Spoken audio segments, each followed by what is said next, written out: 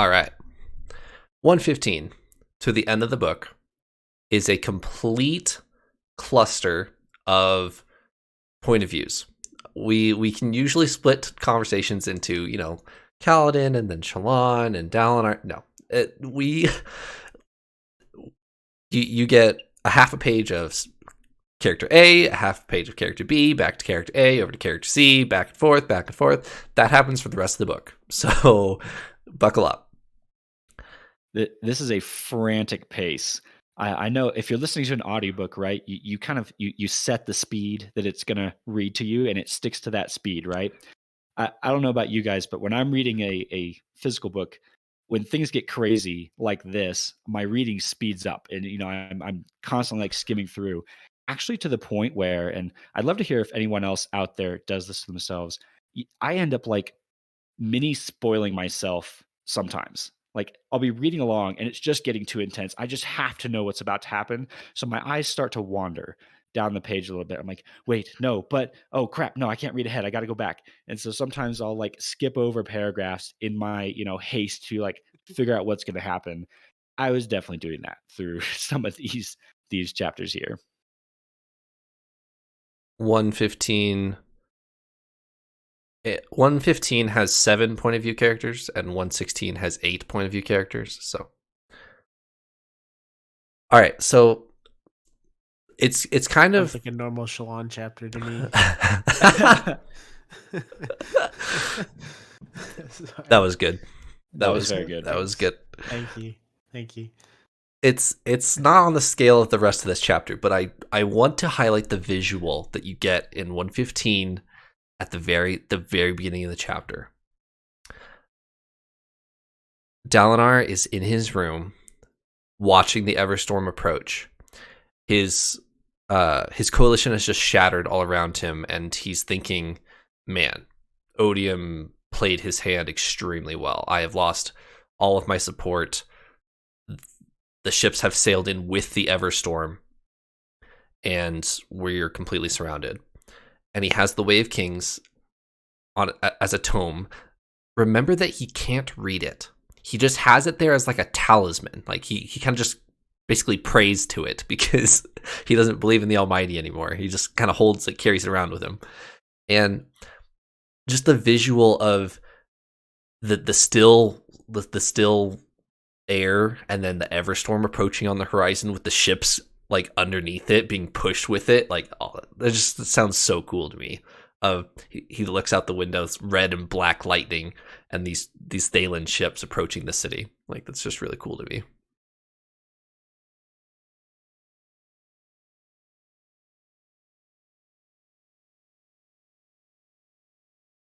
I do think this imagery and what's happening in this, we'll talk about this more later, but in like an on-screen adaptation, this would be just, this is like the moment everyone is waiting for, and like it's just like incredible and daunting.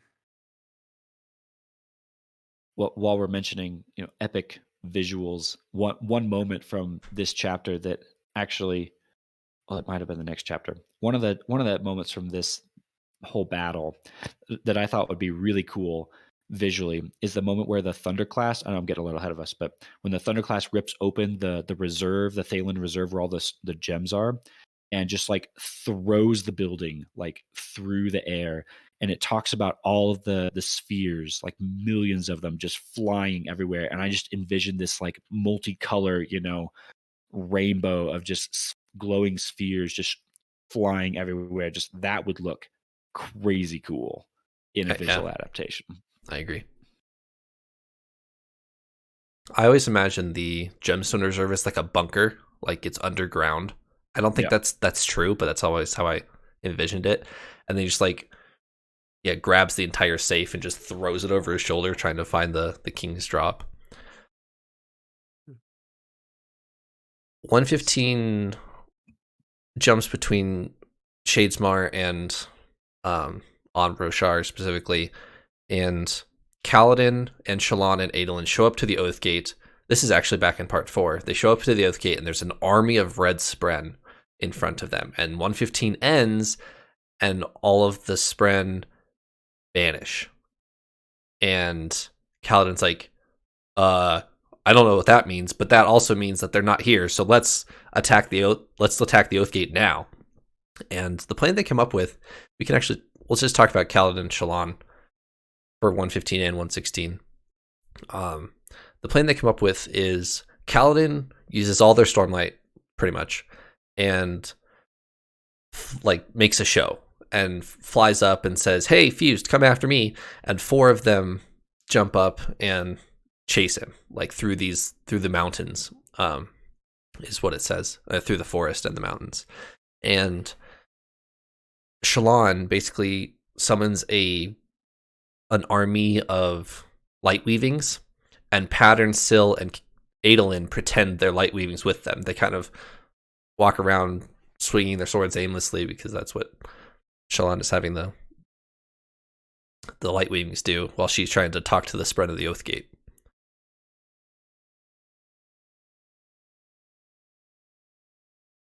So I want to talk for a second about the spread of the Oathgate. So she's talking to them, and basically all she's getting is no's. Like, no, you cannot use this Oathgate because we are bound to honor. We have, or bond. You're not allowed. Long story short, you're not allowed. And she's like, what do you mean? Like, the other Oathgate we got through, like, we were allowed through. And they're like, that's impossible. We are bound to honor, like, whatever. You can't do it. And so this, as usual, this raised a question for me of, is she able to get them to, like, just not abide by their oath? Or was the other one, like, a different way to get through? Like, I don't know, was there some kind of evil way? Because it was, I mean, they've been in Shadesmore for a while now. Like, it was when they were, like, with the Unmade, right? They went through. There were 3 unmade there at the time. There was the Heart of the Revel, there was Jean Not, and Yeliknar, who was in Queen Aesidon.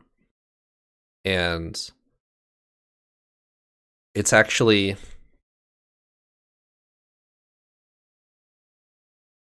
Actually, I'm not going to tell you that. Yeah, I will. It's actually Jean Not that lets them into Shadesmar, not the Oathgate. Okay. And that seemed implied from that scene that Jean Not was the one doing the transfer or driving the transfer there, because it seems from this scene that there must be a difference between using an oath gate to go from one oath gate in the physical realm to another oath gate in the physical realm, because we've seen that happen a lot. Right. Ever since we figured out how to do that, our Radiants have been doing that like every day. And the spread of the oath gates haven't stopped that. But now here's Shallan trying to get from Shadesmar to the physical realm, and they're saying, "Oh no, you can't do that. The honor has locked these gates. You can't do that anymore." And our only example of that we've seen was that instance in Kholinar where seemingly Shah Anat caused that to happen. So I was kind of drawing the conclusion that there must be a big difference between going from one place to another in the physical realm versus going from one realm to another. So in Kholinar, what they're trying to do is go to Urithiru, not Shadesmar at all, right? And it's Jean Not is telling them the Oathgate is trapped. If you do that, you will die. And so instead of letting them initiate the Oathgate, she transports them to Shadesmar to save them. Which, if we're spinning, theories or questions, I could see that being something like Anat might be using that. If Anat is like betraying Odium, which seems to be perhaps the hint there that Anat is actually helping our heroes against Odium. Maybe Anat is saying like, oops, somehow they didn't do what you meant them to do. They went to Shadesmar instead. Like, I don't know how that happened. It just did. Like that might be Anat's reasoning to Odium, saying like, what happened, when Odium is like questioning Anat, why didn't you kill them or do whatever you're supposed to do? So maybe that's what happened.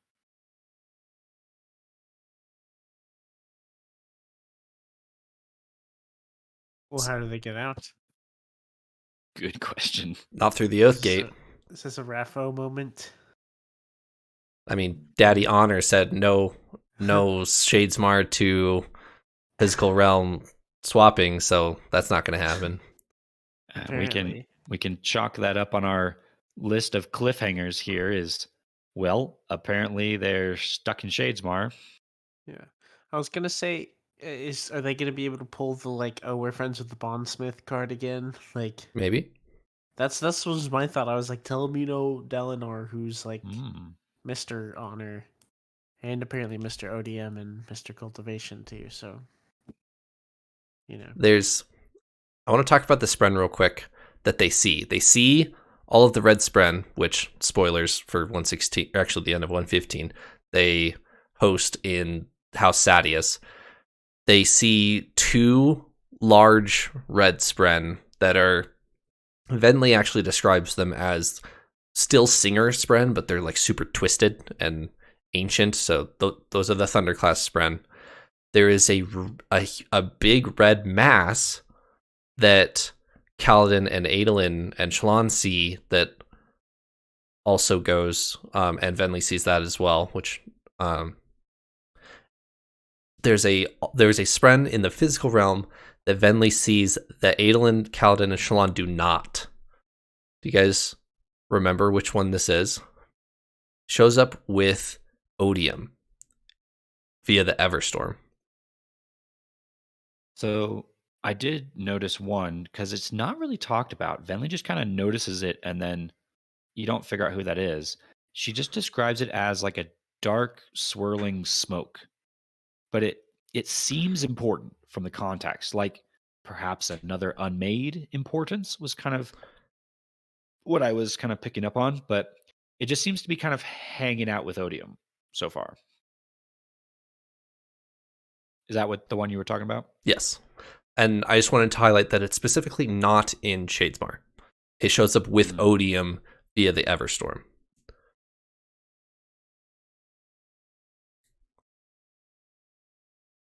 All right, we need a cliffhanger counter for the end of this episode.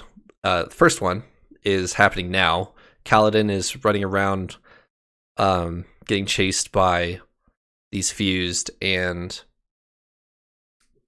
he runs out of Stormlight. He's hovering over the Sea of Beads outside next to the Oath Gate, and he runs out of Stormlight, and that's how we get left. Literally cliffhanger of he runs out of Stormlight.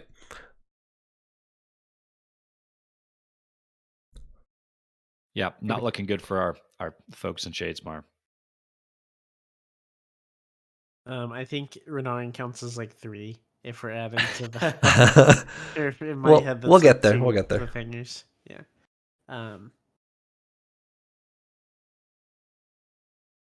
I did want to say back to our little black smoke spren thing, question mark, whatever it is.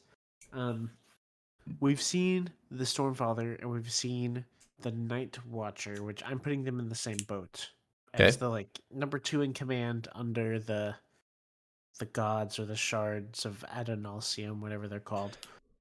We know Odium is a god. I'm assuming that it's gonna be even, and he has an equivalent there. Do we know who that is? Is that the like champion? Or, we don't have any confirmation of this, do we?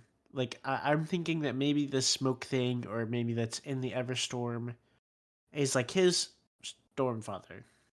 You know, maybe it's his little henchman fellow. You know, That's an interesting thought. I like that. The only thing I recall that we've seen is the Stormfather has made mention of a sibling. And it didn't seem to be the Night Watcher when we heard it. I don't remember the exact context for it, but it was almost kind of a like, oh yeah, we don't talk about the sibling, but it seemed like perhaps the Odium equivalent to Stormfather and Night Watcher. I had not thought about that potentially being this shadowy figure, but I like that idea. it could be. I kind of thought Yeah. of it almost as like, so you know that they're the unmade, and there's like the champion. Mm-hmm. I was champion with 9 shadows or whatever. That is that is a title that is conspicuously missing definition right now. The last time we had a reference was Kaladin's vision Dalinar's in trouble with up in Thalen City, and he sees the champion of Nine Shadows there, presumably attacking Dalinar. Yes. And I took this as like, it's, I didn't fully know, but I'm thinking that could be whoever this champion is, could be that sibling. Um, maybe so. Maybe it's Amaram. Who knows? But I'm curious to find out. All right. Beware of anyone who claims to be able to see the future. I have hinted about this in the previous episode. Not enough, apparently. Not enough, because both of you were like, what? But I asked you, is Renarin on the naughty list now? And both of you are like, nah, he's a truth watcher. He's fine. And now Yasna seems fairly convinced, as she sneaks up behind him, that he is in trouble. What are you guys' questions? What are you guys' thoughts? I have thoughts. Okay. So I need to be careful with my words before I get roasted on the internet. I'm just gonna say it. I'm gonna defend Renarin here. Okay. Okay. So Bold. we know. I will explain, but we see here. Or I don't remember if we learned this earlier, or if we learned this here. But we see with Venli that the fused are. I think we learned this before. The fused like inhabit a body. They basically just go down and zoop, just get in a body and they're fused. I'm assuming that to not to the Truth Watcher degree has happened with Renarin. Not necessarily that he's like. I'm not thinking he like was like I want to destroy good and become a void guy, a fused or whatever. And so I don't think I'm under the assumption that he was kind of he's being like mind controlled, potentially like not in a way that he found a little spren and was like, oh great, everyone else has a spren, I can't wait to have one too, and then becomes a void person. To add maybe a little bit of fuel to your your theory here, I mean, what you're describing is basically exactly what's happening to Amaram and his army. Little red Spren have gone and bonded with them, sort of against their will. I want to talk about that in a little bit, but and effectively mind controlling them and turning them against their own people. So could something similar be happening with Renarin? It doesn't seem super far fetched to me. I mean, what better way, like, if you're Odium, right, than to like forcibly plant a spy, an inconspicuous, that's probably not the right word, a non-suspicious person as a spy in the ranks of like the strongest people you have against you, right? Um, so in my head, we don't have confirmation that Renarin has really done anything wrong. We know he has a void spread, which is very bad, and I'm not happy about that at all. But I am actually dying for a little bit of Renarin point of view. Like I want to know, like that's what. Interesting Yeah. choice of words there, but Yes, yeah. One of the craziest parts about this for me is actually, I want to talk about Renarin, but it's Yasna's reaction to this. Paul, you were talking about this a little bit earlier as we were introing. It's almost like Yasna knows exactly what's going down. She like is tracking down Renarin so that she can face him down or something like that. Again, why are you not telling anyone about this, Yasna? Two, how the heck did you know? She's like going into this as, oh yeah, Renarin, that traitor guy. Yeah, I guess I should go face him down. Like, what? Yeah.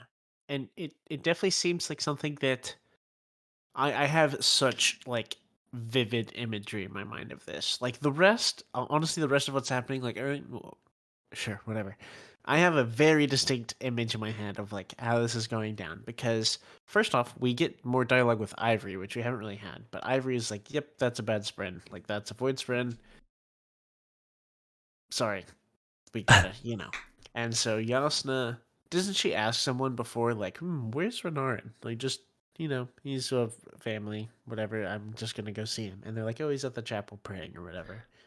Maybe that doesn't happen. She, the line you're thinking of is her information was correct. Renarin is in this temple.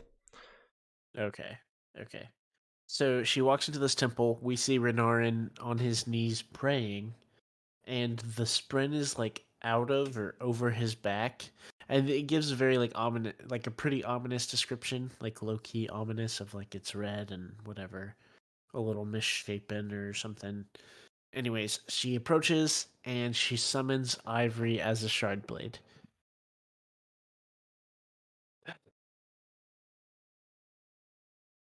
And, I assume she's just going to walk up and execute him. But I also assume that we're going to have some dialogue. But, like, that's, in theory, what she's doing is to walk up and just cut him out. Just end him. So. I think there's definitely a little bit of room there for this to go a different direction still. It's set up as if Yasna is like, oh, got to take you out now. But they still definitely could have a discussion here, or we could have a little exorcism or something like that where Yasna is trying to, take on the spren and not necessarily Renarin. There's an important part, I think, and it's the very last few words of the Renarin snippet from chapter 116. The last thing we see is we hear Renarin whispering, "No, not father. No, please." Which that doesn't sound like, to me, someone who's like actively betraying his family and his people. It seems perhaps maybe along the lines of what you were thinking of, Paul, like mind control, or the other idea that was kind of bounced around in my head was like maybe has Renarin like struck some sort of a deal with Odium? Has he like somehow come into contact with Odium and like made some sort of a bargain where he's like, hey, I'll be the inside man if you don't kill all of us, or something like that. And then now he's realizing that, oh, Dalinar's now facing down this entire army, and now he's thinking, oh crap, not father. Those pieces might fit together in that manner for me, but definitely a lot of ways this can still go. I want to piggyback off of that real quick and say, if he did strike a deal and he is the inside man, he's a part of Bridge 4. Do we have our number one suspect for the attack on the Honor Blade from last week? I was thinking about that. I was thinking about that a lot because we haven't seen Renarin. He's not very physically capable from what we've seen. He's smart kid. We've seen multiple times where he freezes up. He can't like fight anyone. Stuff like that. But if you have a void spren, right, that may change some things. I would imagine, and so I could see him. Not only that, I was trying to remember. I know. So, Truth Watchers have regrowth. Are they the other one with illusion? Like the illusion thing, or is that else callers? It's not. It's not else callers, right? I'm trying to look at Trevor's thing in the background. This is actually a bit that's confused me because I had been assuming up to this point, and it actually I think messed me up on the trivia quiz we did the other day. I thought his see the future was a radiant power associated with being a truth watcher. Now I'm questioning all of that. I don't think that is a power or a surge binding. So I don't know what the other one is now that he has. So the two surges for Truth Watchers are progression, can be manipulated to alter growth and healing, and illumination creates auditory and visual illusions. Okay. So he. So he does share a power with the Lightweavers. Okay. Interesting. So I'm assuming that since he wasn't recognized as Renarin, that it was Renarin, but he's like woven or void woven him, you know, void unraveled, like we know before, like a different person. Um, it's his little version of, what's her name? I'm forgetting Shalon's alter ego. Uh, Veil? yes, yes. It's his own little version of Vale that does his dirty work for him, you know? Could be. I think he's definitely on my suspect list for sure. He's definitely top of the list right now of suspects for the honor blade thievery. And to pull this thread even further, if seeing the future is not a radiant power, but instead something he's getting from this void spren, odium spren, this spren has been with him for a while. Because we connected the dots previously that Renarin was the source of like the countdown to The the Everstorm. desolation. Yep. Yeah, exactly. He was the one scratching on the walls, writing the numbers, counting it down. That's a while ago at this point, like months ago. And so this is not a new thing for Renarin. He's had this like the whole time. I'm thinking of like that scene where he charges into the dueling arena to save Adolin and Kaladin. Like even in that moment, he's got this void spren with Right. him. Pre Everstorm is Yeah. the important distinction there. Yes. Pre Dalinar encounter with Odium, yeah, all of that. Which, if we're going back to my potential theory or guess about some sort of like deal he struck with Odium, that means he's encountered Odium like before anyone else has, which is a bit crazy. Well, it's actually interesting that you say that because Odium is in for the long haul. If you've noticed, there's a specific phrase that Odium uses at the end of 115 that has very interesting implications. Elliot, you have this in the outline. Do you want to talk about it? Yeah. So Odium talks about the line you're referring to that I put in the outline is, "I've prepared these men for decades." And what he seems to be referring to in that moment is Amaram's army of House Sadius soldiers, because they're talking about like Venli is witnessing the bonding of what seems like would be the thrill to all of these soldiers and turning them against.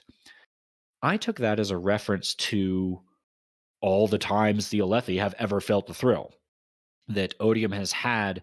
Didn't we talk about we've figured out it's Nergaul is Yes. the unmade associated with the thrill?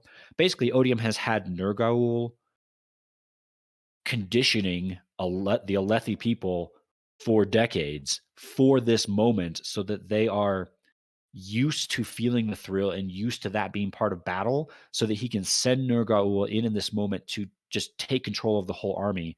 This is what I was going to talk about when I mentioned earlier about and this is going to spin us off into a whole nother discussion and we can finish talking about Renarin first, but is Amaram's betrayal here a willing betrayal or not? But let's finish talking about Renarin first. But that's what you're talking about with the whole I've planned for this moment for a long time from Odium's point of view. I mean, I think if we're gonna talk about it with Renarin, you can almost talk about them together in that, like, if it is unwilling, if they're just taken, pretty much like mentally abducted, then like, I have nothing against Amaram for that, right? It's easy to see Amaram flying with red eyes and be like, he's evil, he wanted this, like, you know. Um, but with Renarin, I'm like, no, he would never do wrong. So, My boy. Yeah, my sweet darling boy. He would do no harm.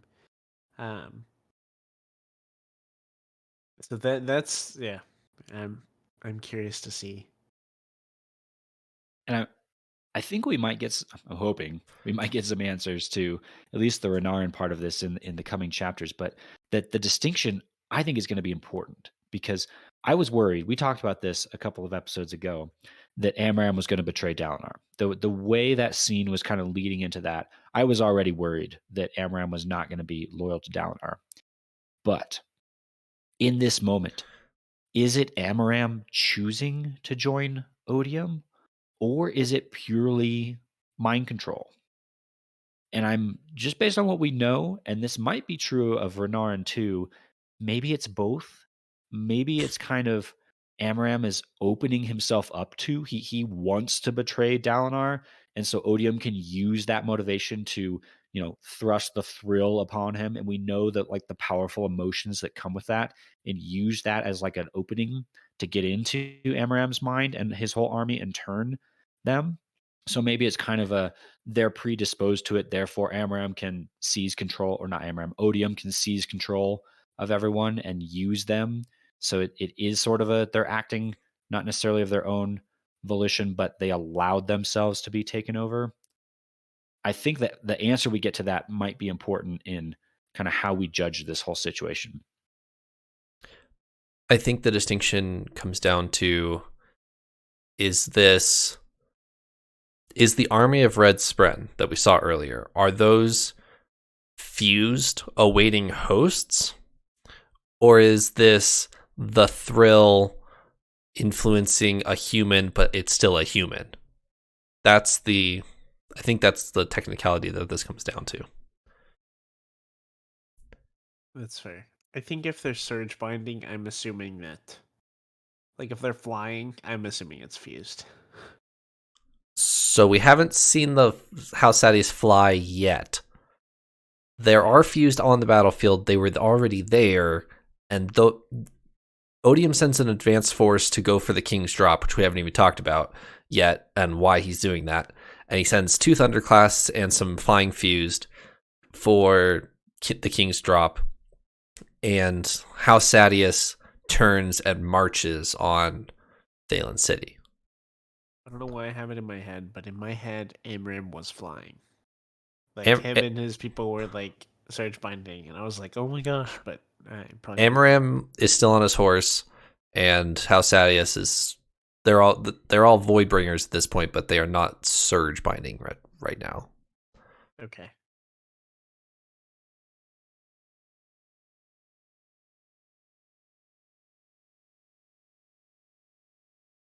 I would like to talk about the King's Drop for a second longer. So Odium tells Venli. Venli's like, why do we need a ruby gemstone? What do we need it for? And all that Odium really says is like, basically he's covering his bases. He's like, I'm just trying to prevent something that could potentially go wrong. In the plan. Which is what? Him losing, right? Or him dying, being defeated, whatever, being confused. So I'm taking that this gemstone is a key to beating Odium that would be good to have. I don't know how you use it, but you collect the 10 Dawn shards and Odium dies, So I'm trying to figure this out too, and I can't come up with an answer, at least a good one. Why does Odium want this King's Drop so badly? It seems like the only benefit of this to our heroes is one, a large source of Stormlight, which of course would be useful, but it seems like the really only unique power this has is like indefinite Stormlight. So it doesn't die out over time because it's a perfect gemstone. That doesn't seem very useful in a battle. We're talking about a short time frame. That this seems like something that would be more useful in like the weeping, when there's 2 or 3 weeks worth of no Stormlight. If you had this, you could hang on to the King's Drop till like the end of the weeping, and now you have Stormlight and no one else does. But we're not talking about that kind of situation here. We're talking about, the king's drop is an extra large gem. Well, if you just had the equivalent number of smaller gems that give you the same amount of Stormlight, you should be able to do the same thing, right? Unless there's some other power going on here with the king's drop. It seems like there's got to be. Otherwise, he wouldn't be so keen on getting hold of it. Unless scattering the gemstones was purposeful and they're trying to dispose of as much Stormlight as possible before the battle starts.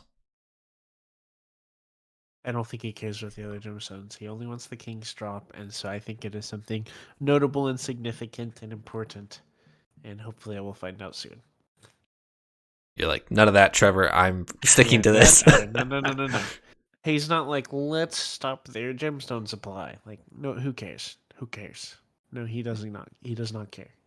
The only thing I could think of, and I need to go back and reread this that would maybe answer it, is the king's drop like an infinite source of Stormlight? Like, does it not run out? I thought Chiri drained it, like fully. Currently, the king's drop is drained for the first time in what appears to be a long time. There is no Stormlight in. Now, granted, Odium may not know this at that time, but Chiri did drain the king's drop of Stormlight. So I think that rules out this is an infinite source of power sort of thing.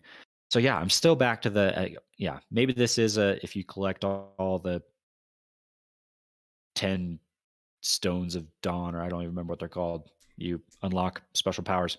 I don't know, but yeah, I'm really curious. This is a prequel to Avengers Endgame, and it's an Infinity Stone. Infinity Stone. Yeah. Done. Yeah, you just have one for each hand, and that's where the 10 comes in. Yep. And a gauntlet for each hand. Yeah. I will say, I don't know why the king's drop is important, and it seems like a bad thing that Odium has got his hands on it. But I can think of one person who might be able to get it back for us. And she's been conspicuously absent from these chapters. And the person I'm thinking of is Lift. And I think about this, one, because Lift is particularly good at like zipping in and out of things quickly and stealing things, getting her hands on things. But she also seems to have some sort of like resistance or like not power over Odium, but maybe an immunity sort of to Odium's powers. We've seen this before, where she kind of like pops in and out of places where she's not supposed to be, where Odium is. And so maybe Lift is going to show up here and save the day by stealing back the king's drop and bringing whatever this super important power is back to the good guys. And theory. Yanagon has a not very short point of view section in this in 116, and that's one of the things that you get out of that point of view is where's Lift? Gone.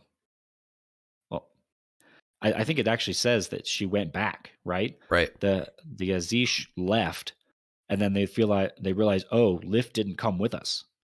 So Lift seems like she should be here in Thaylen City. I want to highlight the Azish or the Azish or whatever you want to call it. Azish. Their view on what just happened at 115 and how the world is going to view this unless Dalinar can win this fight and explain what just happened. Because the world sees, oh, our worst fear is true. The Alethi were in collusion with the Voidbringers the entire time. They turned on Thaylen City with the Everstorm. That's how the world sees this right now, is they just broke their coalition for good reason because Dalinar and his entire army that he just supplied to Thaylen City is now turning and attacking Thaylen City. That's how it looks. And it seems like Odium is feeding that on purpose, which we've already seen Odium is a master planner. So I'm sure this was 100% intentional, where he's turning a portion of the Alethi against the Thaylens, potentially against their will. But it's now getting broadcast as, oh, look, the Alethi just turned on everyone. everybody fight everyone. To the point where that scene where Yanagon is getting that news, that messenger is a little suspicious. If you read that chapter, that section carefully, Ah, yes. that messenger like neglects doing something. There's like a secret passcode or like something. I forget what it is exactly, but he doesn't do like the formal greeting he's supposed to do when he meets Yanagon, and it's in the haste of everything they kind of gloss over it. But that to me told me, oh, this might just be another one of our Lightweaver fused who doesn't know all the necessary things to be an undercover Azish person. So I think Odium is feeding this on purpose. And we've got some other characters who are buying into this misconception as well. And those characters are Zeth and Nail. Those guys are apparently just chilling, watching this whole thing go down. They're like in the cheap seats, you know. It describes them as like hovering high above the battle. They're just like, you know, popping the popcorn up there, like, oh, look, there they go. There's all the little people down there. But they also talk about this. Oh, there's the Alethi turning on everyone else part of it. And of course, whenever Zeth comes up, I'm curious for Paul's take on it. I'm so glad you brought this up. So glad. One, it is funny. They're just there and they're like, "Oh, like this is a good moment. I can stop and Yeah. teach you some things." Like, th- look, that's a thunderclast. You know, like, oh my gosh, it's ridiculous. And okay, so I feel I didn't get as much from this as I should have.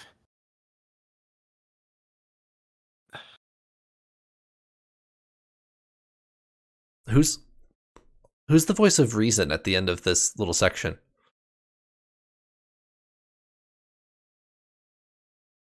Well, the questioning voice is definitely Nightblood. It seems like Right. we're getting this whole developing kind of plot line where there's kind of Zeth in the middle, and there's Nail on one side telling him one thing, and there's Nightblood on the other side kind of saying, well, actually, if you think about this. So right, exactly. So you have Nail on one side, and he's like, yes, Roshar belongs to the Voidbringers. The Alethi have seen the light, and they are turning and joining and fighting for the singers. And then Nightblood over here, and he's like, no, they're evil. Obviously, they look evil. Let's go kill them. They look evil. They're evil. Like that's the whole argument for Nightblood. Is like they look evil. Exactly. And it is funny to see. And so I think this was my point where I can't get behind Nail. So we've talked a little bit about like, is Nail evil or is he just confused or what? Like, what's the deal? And here I he has a lot of credibility, right? Because he's a herald, he's a fifth ideal skybreaker. Um, he's even like raising Zeth up to start like a new, I guess, or order almost of skybreaker. Side note, I don't. I'm thinking about like why did he bring Zeth Nightblood? Like there has to be a specific purpose for that. And I don't fully know why he would trust Zeth with that, having not really, like especially after the Night Watcher episode where we see that Nightblood is never lost. He's just like the best. Anyways, Nail is it seems like he just has this wrong. Like we as readers now are also a bit conflicted of like the singers were like the original inhabitants of this place. The humans, the Alethi, are like the invaders now, like realistically. But we as the reader also know about Odium, and we can just be like, okay, yeah, Odium is evil. He is wreaking havoc and destruction and trying to destroy lots of things, and the other gods and stuff, right?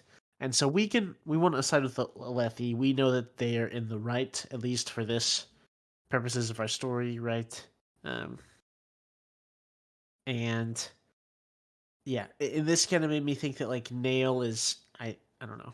I'm kind of almost at the conclusion that he's off his rocker, like just end of story. Like I don't know that I Nail has been yeah. off his rocker for thousands of years. I just I do understand that, but like I was trying to figure out like is his is he really I don't know net positive good? Like is he going to do good? right. And I don't know. And regardless of whether the humans, are in the right here or who's the good guys and who's the bad guys, I think honestly the problem I just have with Nail is that the way his logic works is he can switch his allegiance at the drop of a hat. He can Mhm. basically say he's basically up there like a lawyer trying to figure out, okay, who has the legal grounds to make this assault. Let's see here. Clearly it's you guys, so I'm on your side. Like that's how he decides who he's fighting for, is whoever has the the right paperwork done. It's a very like Yeah. Azish way of doing things. And that, yeah, I'm with you. I'm not quite sure how to categorize Nail either. Like if And he's on your side, I'm sure he'd be helpful. He has you know, a Larkin for crying out loud, Yeah. but like and the he's very blanket letter of the law, obviously, of these singers are correct and that is the end of the story. Does that make Dalinar evil? I don't care. I am now on the side of the singers. They are morally correct, and Dalinar can go to damnation. Literally funny. Anyway. Because like is Kaladin, is Shallan responsible for the singers being thrown off Rashar? No. Does Snail care? No.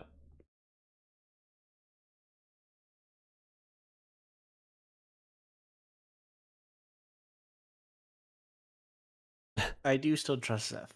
So I would love to see Nightblood put to use.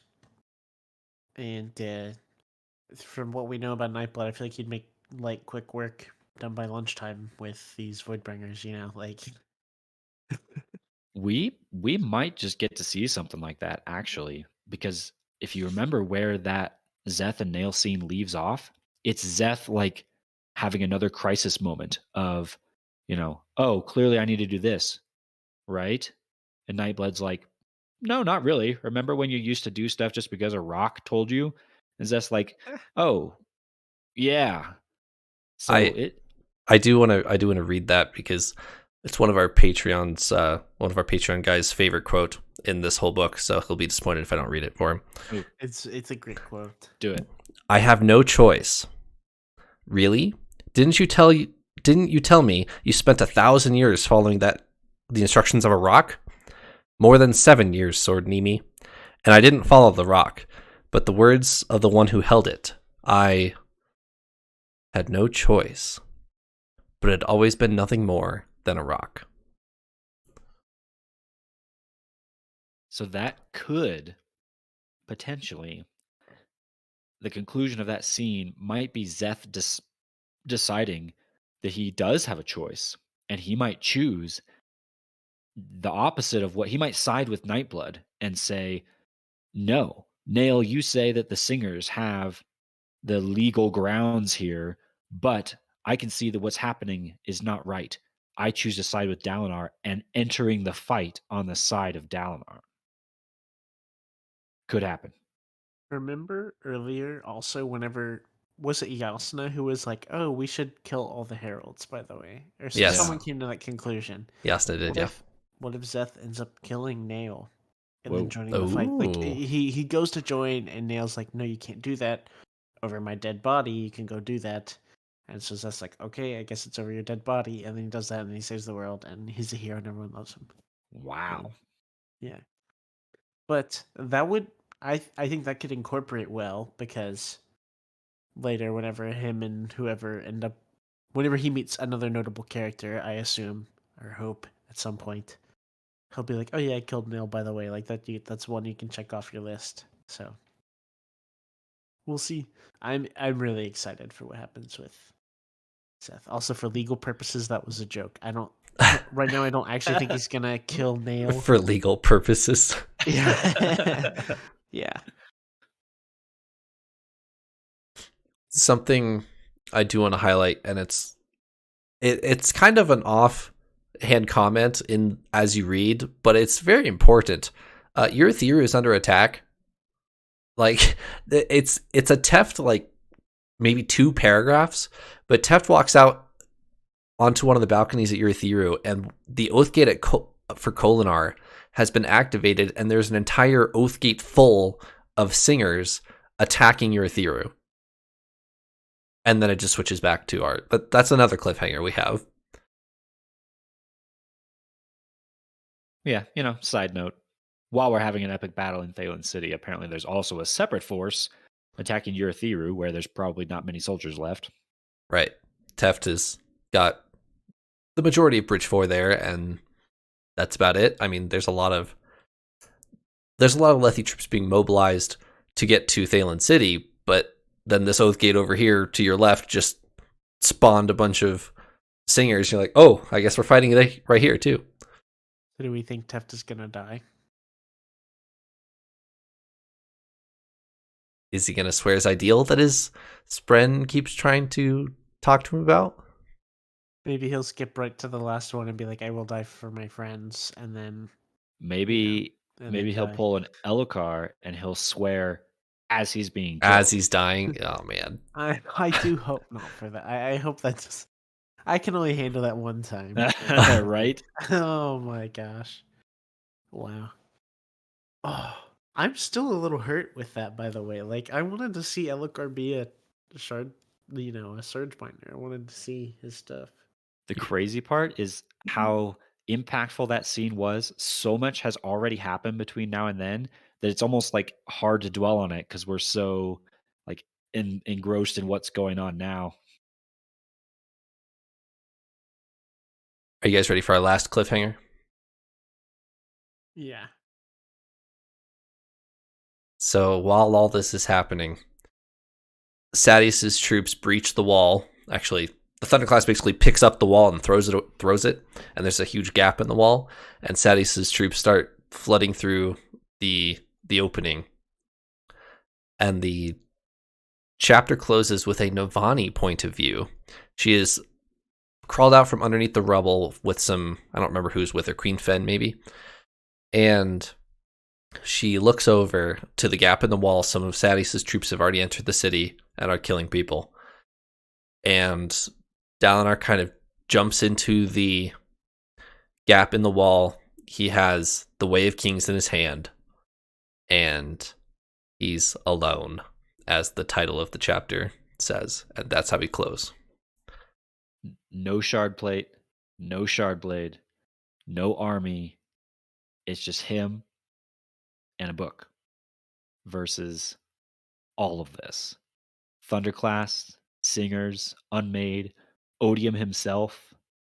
Wow. What a scene. You can imagine the visual adaptation. Like, oh man. It would have to hit so many notes so fast to give these 2 chapters justice. Like, oh, I can hear the musical score in my head. Just this epic moment of slow motion, dust flying everywhere, Dalinar stepping into the gap in this wall. Oh man. it's playing one of the main themes from the first movie because he's got the Way of Kings in his hand. And, yeah. Oh yeah. I was thinking about this. Like this is. So I talked about how I only had a vivid imagery for the Renarin scene. That's not entirely true. I'm sorry. I lied a little bit because I did for this. This was really, really cool. And it like talks and it's like, oh yeah, there's Dalinar. Like dust is settling. He's on his own and he has the Way of Kings tucked under his arm. The end. So is he going to use his language powers to read? Maybe. He's just going to give a sermon. Yeah, of the He's gonna be like, attacking army. I walked from Mage Abama mode. Bar to Uradhira. yeah, exactly. All right. Any closing thoughts before we keep reading? Just one more thing I'll mention in the whole process of Dalinar getting to that point. In the moment when the thrill arrived and it took over Amram and his whole army, it also came to Dalinar. And there was actually, I think, an important scene there where Dalinar, for maybe the first time, says no to the thrill. And there's this tension there. It even mentions like the connection of a lost lover. He's drawn to that thrill. That is like there's comfort there in those powerful emotions, in letting that sort of drunken, emotional, destroy things state that makes him feel better.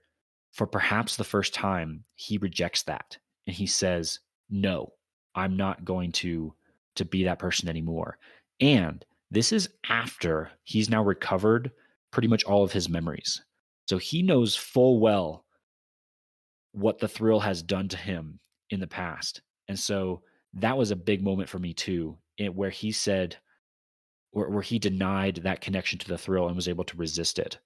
And I wonder if that plays into a bit of our guessing about Amram and those soldiers. Did those soldiers and Amram have that opportunity too? Did they have a chance to say no to the thrill and they didn't? And that might play into, the culpability aspect of this we might have to get into later. But Dalinar has said no to the thrill, and he's actively standing in the gap, holding back the forces of evil, if you will. Oh man, I'm getting shivers just talking about it. And it even tempts him with something it knows he wants at the time. It tells him, you can fight this. You have the ability. You don't need Shardblade. You don't need Shardblade. You only need me, and you can fight this battle. And he says, no, I'm going to find another way. Go away. Really cool moment. Really cool. That was it. That was all I had to say. It's gonna be so cool whenever he summons cultivation, and then cultivation is like, be gone to the evil people, and they leave and desert. I think we need to hit stop on recording so I can go read. It's true. That's literally what I was most excited about recording for. Yes. I can read like 2 more chapters. For our listeners, or maybe your singers, I don't know. For the listeners of our podcast, just for your guys' reference, that our next episode will be spoilers through 117 through 120, but we probably won't be talking about 120 that much. We'll be focused on 117, 118, and 119, but read all the way through 120 just in case we need to reference something later. But 120 will be focused the week after that. Does that make sense? Yeah, okay. I understand that everybody said yes. Okay, great. Got it. So thank you for joining me, Paul and Eliot. Please enjoy your readings coming up, and we will reconvene next week. Thanks for joining me, Paul and Eliot. Literally What a journey. can't wait. Literally cannot wait. Bye.